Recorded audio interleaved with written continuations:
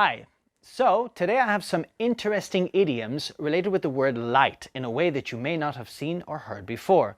And in this way we're going to explain how light can mean an explanation of something or how something is understood, okay? So the first idiom is to throw light on something. This would be to explain something with new information, all right? We could say that researchers have thrown light on how COVID-19 spreads fast as a virus, for example. Then we can say bring to light. This is when information has been revealed after an investigation.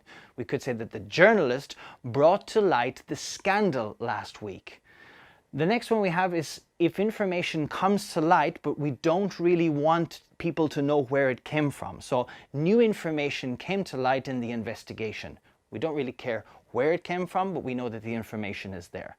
Then the next one is to see the light of day. To see the light of day, an example of this would be Da Vinci designed a helicopter maybe 200 or 300 years ago, but the actual invention itself didn't see the light of day until recently.